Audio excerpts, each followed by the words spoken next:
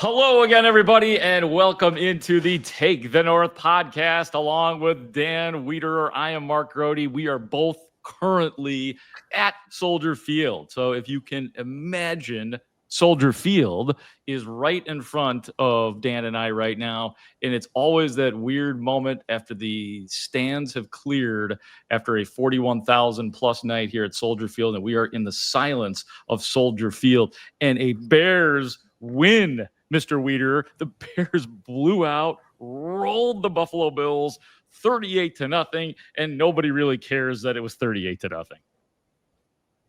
I was just looking at my final box score, trying to make sure that these weren't typos here. 371 yards in the first half, Grote. Chicago Bears offense was electric when they started. Obviously, Caleb Williams oversaw the first two drives. That's what everybody wanted to see. When they settled in front of their TV sets or in these seats right here behind me. Really, really nice to see the Bears visit the end zone 4 times in the first half and find some of that momentum that they've been seeking to build. And I thought there were some positive things to build on. Caleb's first drive, very, very efficient in a lot of different ways. You get a few explosive completions. One, a really, really nice throw down the seam to Cole Kmet.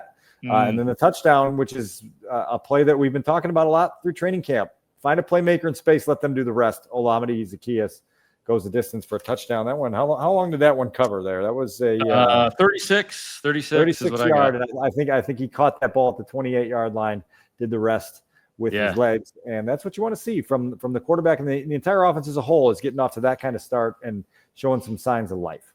Yeah, and that was just to add another star to that play. It was on 3rd and 5. That's a 3rd and 5 touchdown pass, which is just absolute gold. I actually talked to Zaccheaus after the game, and the question that I had for him was just in regards to when you get that catch, where he did. You're right, because he did most of the work. This is almost a throw and catch. A lot of credit to Caleb Williams, though. I'm not taking away at all. But when he catches the ball and he's in space, but he's still got a couple guys to beat. And I basically asked him, I said, did you know you were going to score? And he kind of basically said, yeah, but he knew he still had some work to do on the play. We saw him, juke a couple of guys. And then just the game speed for Olamide Zaccheaus is just spot on. You know what I mean? Like, some guys are fast on the practice field. It doesn't always carry over. Zaccheaus, it feels like he's got the right proportionate football speed, if that makes any sense. Well, it does make sense. And the other thing that is attached to that conversation is you see some of these plays in the spring and in training camp, and you go, well, they weren't trying to tackle him, right? Like, that he would have been down. They weren't trying to tackle him. This is live action football here. They are trying to tackle him. And then you see some of the elusiveness and the breakaway speed there that shows off in a forum like this. And you go, okay, that's real. That is real. So when you do see him pulling away on the practice fields at Haugh, you can say, okay, that can translate over to a game. Look, like I think we all came into the night hoping the Bears would be operationally clean. Ben sort of indicated as much after the game as well, that everything from the play call coming into the snap needed to be pretty smooth. And it was for the most part. Yeah. Tonight, I thought the first unit offense showed things that are going to allow them to build on things. And that's really seemed to be the theme post-game tonight. You and I were both in there as Caleb Williams and Ben Johnson talked about making growth, right? And this camp that Caleb's had, they both referred to as a period of sometimes you take 2 steps forward, 1 step back. And that's the nature of being a young player, but you want to continue to get growth and make those steps forward. And I think everybody leaves the building tonight feeling like some growth was made, and now that clock is ticking, and the season opener is closing in. And I think our audience is smart enough to understand, and we don't have to hammer them over the head with it, that this was a second-team Bills defense that they were playing against. Buffalo resting their starters tonight. And so, you do have the context of this is August. Sean McDermott and Bobby Babich were not throwing the kitchen sink at the Bears offense. They weren't playing their starters. So we put the proper frame around it. But that said, you can still have a conversation about what actually happened on the field. And in that regard, it was a positive.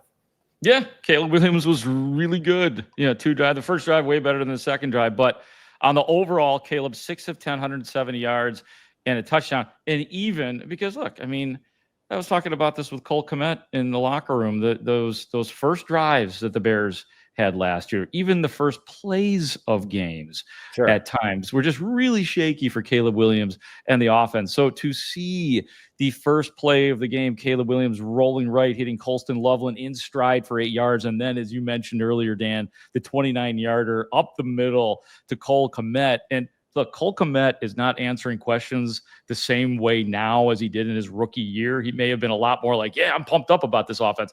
His perspective on it's just preseason, talk to me later about 38-0, like that was all there. But I did kind of push him a little bit on the idea of, aren't you a little bit happy to have seen that, to have made that connection, considering the lack of targets you got? I mean, I said that to him straight up, the lack of targets you got last year, and considering how rough some of the starts were to the season. He finally came around to, I'll buy that. But Cole ain't buying much right now until he sees it on the field, and I think he's earned those feelings. 100%. And he is going to be one of the truth talkers that allow everyone to keep things in perspective. Did he detail that play at all? Because I had a run into the Ben Johnson post-game press conference before getting a chance to visit Cole at his locker. And I was just curious because Caleb kind of described it as a situation where the Bills were showing a single high safety look and then kind of shifted to a two high look. And it sounded like Cole made a route adjustment based on what was shown. And when you have the quarterback and the tight end on the same page with something like that, you're like, okay, that's beautiful that they saw the coverage shift and they were able to hit it in a way that created a big play. Yeah, I don't remember if he broke it down like that. I'll have to review the tape, everybody. But he did, mention what a massive play it was, and kind of surprised to be as in the clear as he was at that moment. So, I will review the tape and check that out. But that was beautiful. A beautiful drive for Caleb Williams. His first drive of the game. His second drive, not quite as fulfilling as that puppy basically stalled at the very end on a 3rd and 4. I think it ended up being. Funny part is on that second drive, it came to a 3rd and 10. I was like, I want to see this. I want to see what Caleb Williams does with the 3rd and 10. Unfortunately, the Bills jump offside. It comes to a 3rd and 4, and then Caleb Williams misses Roma Dunze. I had a bad view of that one, Dan. It looked like the pass was a little bit off, but then, of course, I was corrected quickly on Twitter that it was a straight-up drop by Roma. Oh, be careful. Be careful. Yeah. I would not classify it as a straight-up drop, and even Caleb in the postgame said, I got to be a little bit better with that throw. But look, there's everything need to be sharper. It's a ball that Roma Dunze should catch without question. That drive also featured a screen pass that didn't quite materialize, and Caleb had to dirt it. But, man, you obviously got some replies there in your mentions. These people – there's some hypersensitivity floating around. If this is what it's like on a mid-August Sunday night in the middle of the preseason, get ready for Monday Night Football in a few weeks, because there is some. I won't even go down the path because it's wild what's happening out there on the social media streets. I had a tweet rough that essentially just said this: the second drive was not as crisp as the first. Go swim in those mentions for a little while, and you tell me what's happening there. I will say this, that you turn the offense over to Tyson Bagent from there, and the Bears score 3 more touchdowns, right? And you get this blend of the running game and the passing game, and you start to see the flow. You hear from both quarterbacks talking about Ben Johnson right after the game, and I thought it was cool to hear both quarterbacks speak about that. And Caleb saying essentially that Ben Johnson on game night is a lot calmer in my headset than he is during practice when he's a little harsher about things. And Tyson echoing those sentiments and saying in practice, he's more likely to, hit you up with some commentary on the previous play, which in Tyson's words included some cussing out at times. And here in a game-like setting, it's just more business-like. It's more encouraging. It's let's keep this thing rolling. Let's get on to the next play. And I love that the quarterbacks are responding to that because, as Tyson said, look, like, all energy is contagious energy. And the head coach right now seems to have everybody believing in the energy that he's exuding. And particularly when it comes to the game night forum being a little bit more encouraging, I guess, and more business-like than some of the intensity that we've seen at practice. I think it's a good sign for everybody involved that switch can be flipped a little bit and that dial can be turned back a little bit. Yeah, I love it. I love that we're all still trying to figure out Ben Johnson. Like, we're starting to get a good idea of the demeanor and what he demands, but it's the players' reactions that are most interesting. DJ Moore had that reaction recently where he kind of said it's almost like he's crazy because at one moment he can be smiling and happy. The next moment he's in your face, or maybe the other way around is no, he said it's at the same time. He said it's creepy because he could be like yelling at you, but he's doing it with a smile on his face, and you're not really sure if he's mad at you or just joking around, and then you just got to take it all serious. So it is what it is. You know, one of the things that I loved hearing from Ben post game is he said it's not what we call, it's how we play. And I do think that is some messaging to the players about being aggressive with everything you do, you know. And then Tyson echoed it a little bit later in saying that this coaching staff creates black and white with some of the play calling and some of the play concepts where there's not a lot of gray area. And it's just like, if this doesn't work, it's because we didn't do it right, you know. And so like there is a black and white design. And if it doesn't go and get the results that you think it's going to get, it's because some detail was missed. And that's where Ben talks about the details a lot. And that's just part of this entire equation. I also liked digging deeper and on Tyson Bagent. It's one of the things that he sort of lamented with a smile, I suppose, was or maybe he wasn't smiling in camp, how he's just getting nickeled and dimed. Right. I love that. Like both quarterbacks were really good at the post and on the field, man. Tyson Bagent, 13 of 22, 197. A TD. I'm sure there's some fun conversations going on in the mentions about Tyson Bagent too, or some healthy debates, because he was really good tonight. And I asked him in the press conference, Dan, that we were in with Tyson, because my thought process for him is it's all Caleb. We know that. Everybody in the building knows that. No matter what, Caleb Williams is going to get a long leash. He's probably going to be the quarterback for all 17 games this season, assuming health. But for Tyson Bagent's sake, it's the preseason, but it is national TV, and that is nice to have put on tape what he put on tape here tonight. And I love his answer to your question because, you know, essentially he said, look, like that's not in the forefront of my mind, but this is my life's work, I think is how he phrased it. And he pours everything he has into it. This is a passionate dude who works really hard and takes his craft very, very seriously. And so when you have something like that and you're able to then produce at a level that catches people's attention, it has to feel good. You get your own, you know, juice going, your own confidence going. And I think Tyson has great pride in how he handles himself. And it shows up on the field. And I think the Bears feel very fortunate to have him here in that role. Case Keenum, of course, out tonight, still dealing with the leg injury. So it did give Tyson more time to play. And I think he leaned into it, you know, the way he always does to make that happen. First team defense tonight, Grote. I think it was just one series out there, got on the field, got off the field pretty quick and set a tone that allowed the Bears to get out to that fast start. And you love to see that because we've been talking for a couple of weeks now about the camp that they've had. Did a nice job, you know, to get this thing rolling and get that energy in this building. Look, the defense has been a thumbs up for most of this camp, and that's heartening. And you we'll be hesitant. We'll just wait till it's real. But there are vibes that the defense is back to some form of what they were even a couple of years ago, even last year in the first half under Matt Eberflus. Austin Booker had another sack tonight. Unfortunately, he left the game with a knee injury. I don't think Ben Johnson had an update on that. Was it just a knee injury? I missed part of the Ben Johnson. That's all we know right now. Yeah. And you know, obviously the other big injury tonight was Terrell Smith, who left. Yes.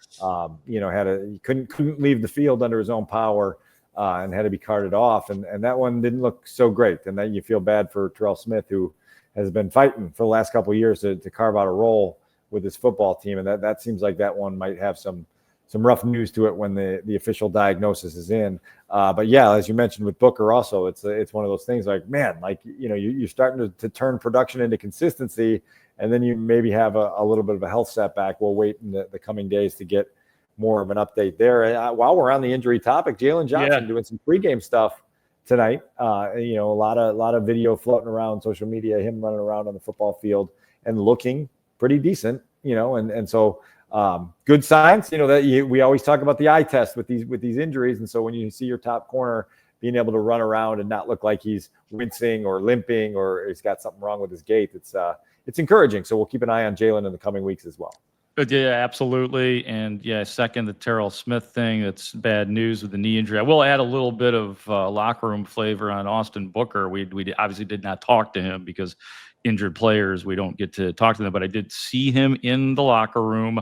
I watched him walk under his own power. I couldn't tell, honestly, if he was favoring anything. So I got nothing to report definitively. I was trying to look as best as I could through the other players, and I couldn't quite call it. But he was walking by himself. He walked out the back door of the locker room. So hopefully there is better news than it feels for Austin Booker. Shout out to, like, as you know, just to wrap up the defensive talk, unless you've got some other stars you want to hang, Dan, for the defense. But Amen Ogbogbamiga, you know, his name is getting called a decent amount. He's out there forcing a fumble. I do like watching him play. He's a guy that's going to make your team because he's a special teams ace and he can do the things that Richard Hightower wants. And then in the preseason, you get opportunities and you go out and you punch a football loose like Charles Tillman used to do, and you get a recovery out of it. And that's the production you want, you know. And so that's a good defensive nugget to throw out there.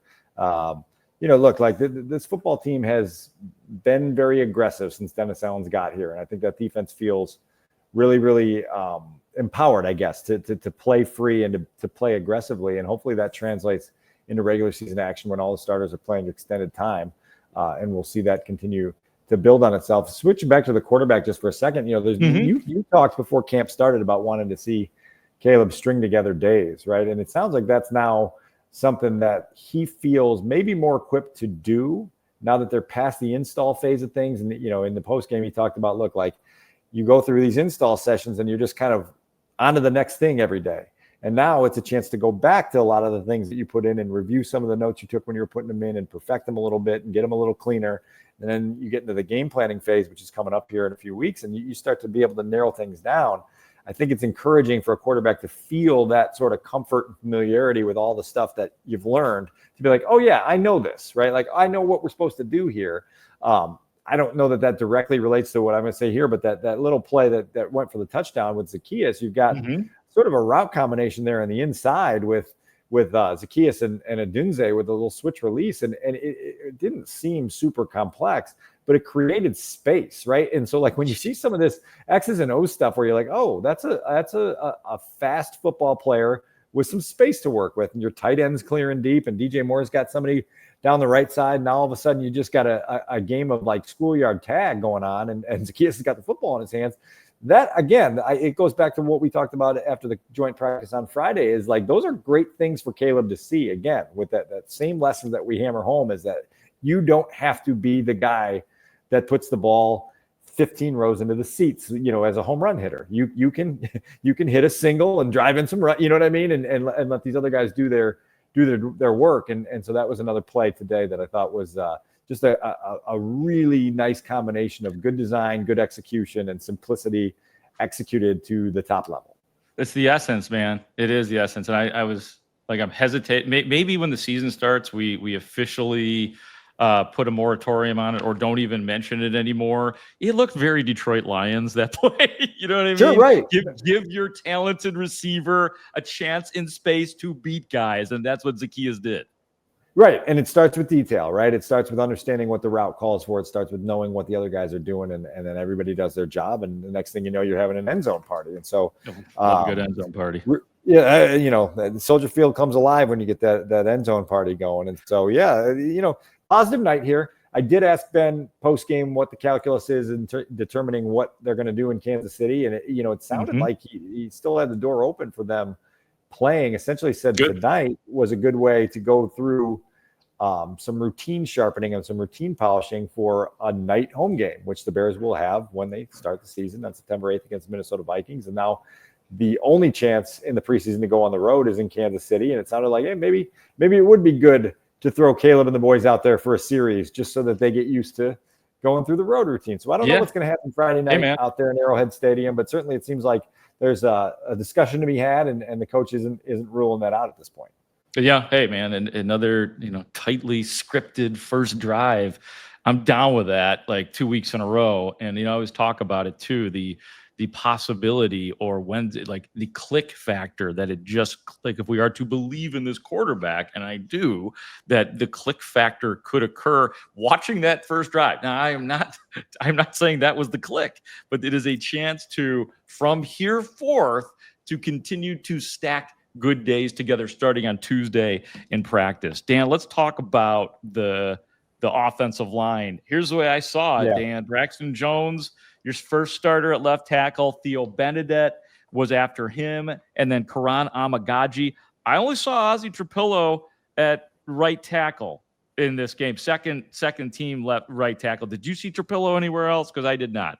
Yeah, no, Trapillo was on the right side, and then Joe Tooney did not play tonight. It seemed like a veteran nod to take the day off, and him and Grady Jarrett did not play in this game tonight. And so you had Luke Newman with that first unit line. He was on, their left guard, and then he switches to the other side when they went to the second team offensive line. And so a lot still fluid here. I did think post game when Ben just talked about the consistency being the thing for Braxton Jones here, and saying like we've seen glimpses of the old Braxton, and at times we've seen chunks of glimpses of the old Braxton, but it needs to be kind of consistent and repetitive and consistent for him to kind of earn that starting job without any hesitation. And so, sounded like Ben was eager to dive into the film of tonight's game to see what the offensive line put on there. And then there'll be some conversations as we push forward into the final week of the preseason to see what they want to do.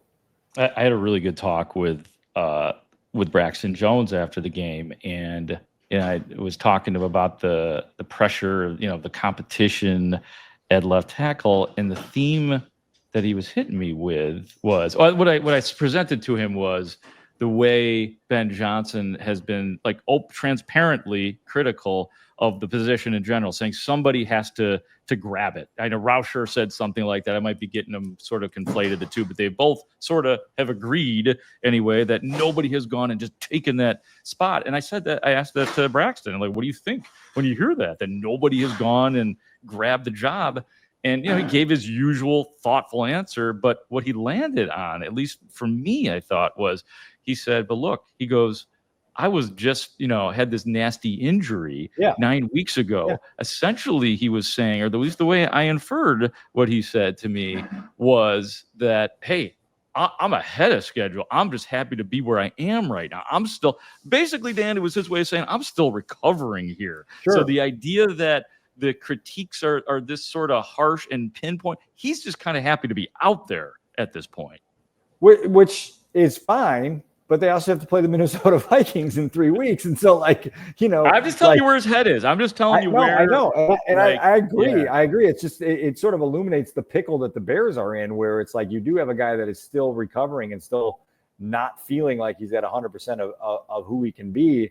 And you don't have an obvious, plan B there. And so now you're moving chairs around and trying to make this whole thing work. And so that's going to be interesting in the coming weeks to see how that solidifies. By the way, it's preseason. We don't really give out game balls in the preseason, but if we were to, Ian Wheeler's 2 touchdowns tonight, 80 yards. Nice to see him a year after the devastating preseason injury last year. No doubt. Come back on the football field and get some production. The Bears have some attrition in the backfield right now. DeAndre Swift was held out just as a precaution.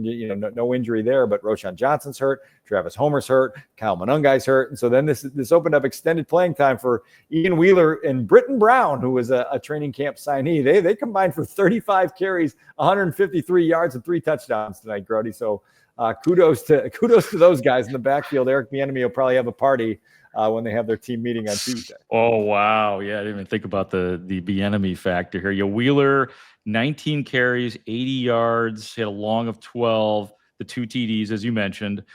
Britton Brown, 16 carries, 73 yards, and a touchdown on the day for him. Another guy who, hey, look, it's Tyler Scott showing up on the stat sheet. 3 catches, 54 yards, caught a sick touchdown, really more of a beautiful throw by Tyson Bagent to the corner of the end zone by Tyler Scott. But give Scott all the credit in the world. The only critique I have for Tyler Scott tonight was his opening kickoff. What was he doing? He kind of fumbled it in the end zone, and then he decided to take it out to the 10-yard line. And then, it was going to be something where it was going to be one of those touchbacks now that go out to the 20 instead of the 35 because of where it landed. And then it seemed like his brain sort of short-circuited, and then he came out and they took it to the 8, right? Because it ended up being a 92-yard touchdown drive for the offense. But man, that's not one that Richard Hightower is going to be too high on as they go forward. Look, I don't know what they do with Tyler Scott here in a week and a half, right? I mean, you've got receivers already that it's a stacked room. You've got guys who play other roles. And so I don't know that he's going to make this football team. The touchdown catch helps. But as you said, like that was elite from Tyson Bagent there, because it's a keeper play where the tight end is the first read and you see that it's not open and he just extends the play, uses a great combination of vision and poise, and then just puts a strike in the back of the end zone on the deep over to Tyler Scott. And you've got yourself a moment, right? And so really, really nice play there. Tyler Scott cashes in on it, and we'll see what that means as we press forward. Do you get a star for Austin Reed? Didn't he have a touchdown run? Yeah, 10-yard touchdown run. Yes, Austin Reed, or did I get that wrong? No touchdown run for Austin Reed. He was 6 for 7. Who had the 15-yarder? What did I? Never mind. I got some bad information here. I'm sorry.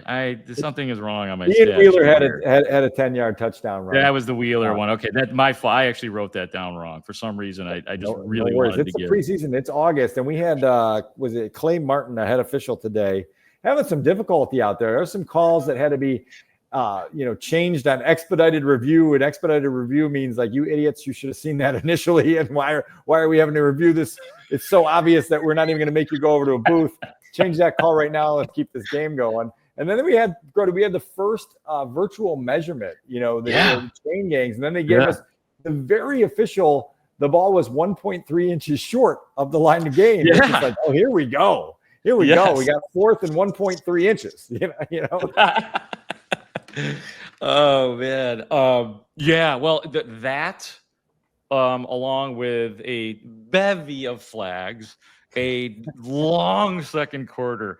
Folks, I hope that everybody that came to the game tonight had a blast. 41,000 plus. Did I hear that right as I was walking in the hallway? 49 plus. 49,000. Oh, it was 49. Okay. I thought 49 plus here at Soldier Field, but it was a long night. And I even I didn't do anything formal with Brisker, but I saw him and I was like, yeah, it's like, I know you guys are pretty happy about this 38-0 win, but wasn't that a long? And he kind of interrupted. He was like, it was a long night. It was. The third quarter was interminable, and that's August football. I do have one reporter conundrum here that I want to run past you before we get out of here.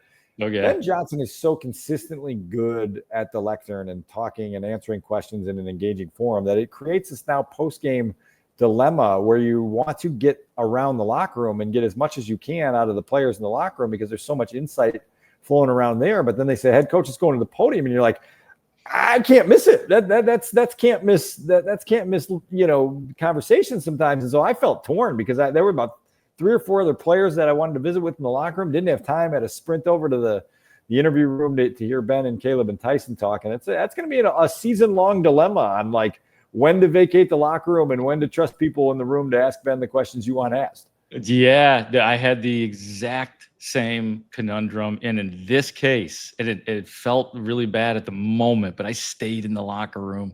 I stayed. I was rewarded. Like, you know how it is when you make that decision as a reporter, and I ended up getting, like I said, I got some really good stuff from Braxton Jones and Cole Kmet and Luther Burden and a bunch of people.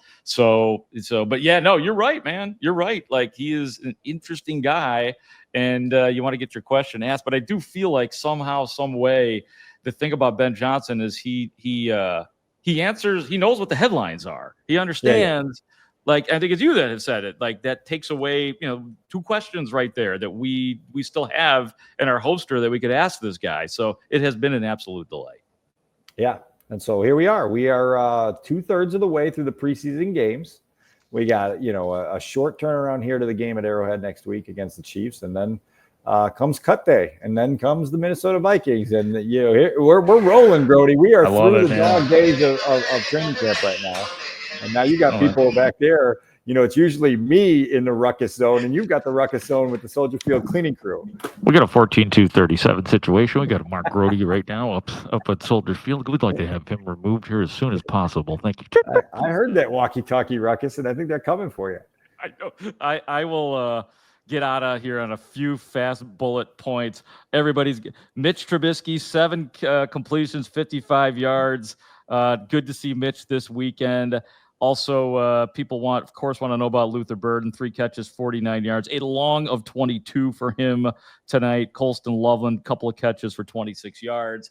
Dan, anything else from you? And where are we with your job? Do you have a job yet that you can announce? The next episode, you'll know. The next episode, Okay. will be maybe I'll be wearing something. Maybe there'll be something right here on this little spot here. I think they're coming in here now for me to get the 1437 and get the hell out of here. I hear them. We got Dan Wiederer, the Take the North podcast. If we could just get him removed. So you'll have to wait till Tuesday. Ooh. But I see vacuum, dude. We better get out of here. The Bears' next practice is Tuesday. We'll visit after that practice, and you will know where I work at that point. For Check Dan social media on Wiederer, Monday also. for Dan Wiederer of the fill in the blank. For Adam Stadzinski, our executive producer, I am Mark Grote saying thank you, everybody, for Listening to the Take the North podcast. We have vacuums over to the right, so we're going to get out of here. Thanks for listening. Great talk to you out there. Streep.